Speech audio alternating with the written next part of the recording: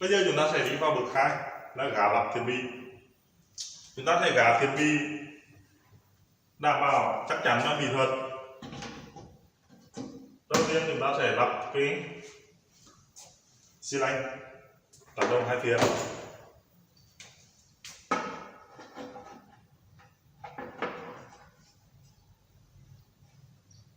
Tiết lưu. Quá trình gá lắp thiết bị chúng ta lưu ý rằng là thiết bị phải đảm bảo được gá lắp chắc chắn và mỹ thuật.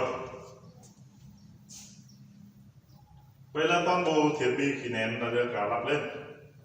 Bây giờ bên cạnh hai thiết bị điện này chúng ta sẽ lắp thiết bị điện tiếp theo, đó là công tắc hành trình. Thì để lắp được công tắc hành trình vị trí thì chúng ta sẽ trượt cái xi lanh ra, và công tắc hành trình sẽ đặt ở vị trí ngoài cùng của, và chúng ta sẽ kiểm tra từ tác động đó và nút ấn.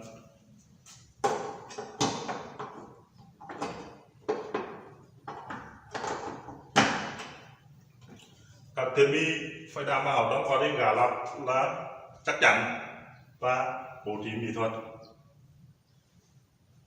Tiếp theo bước 2 chúng ta sẽ đấu nối. Đấu nối ở đây chúng ta sẽ đấu nối ống khí nén.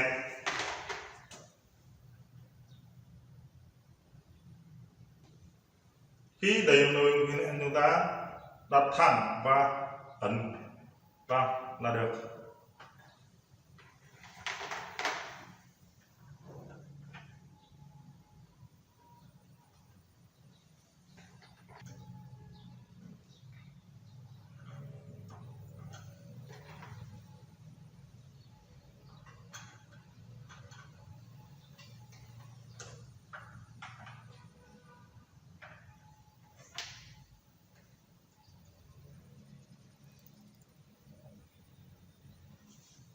Đây là chúng ta đã đấu phần ống khí nén hoàn thành.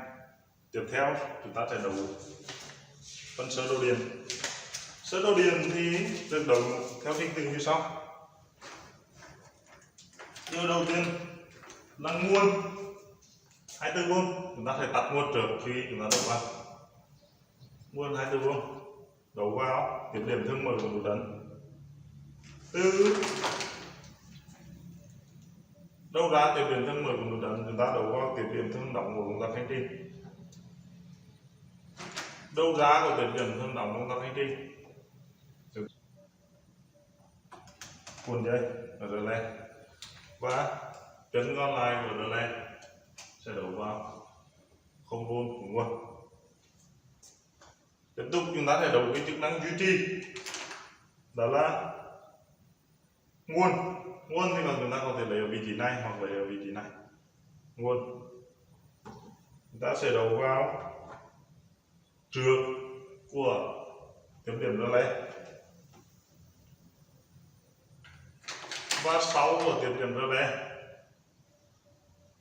chúng ta sẽ đấu vào sau của tiếp điểm rơ le chúng ta sẽ đấu vào trước sau nút ấn sau của tiếp điểm rơ le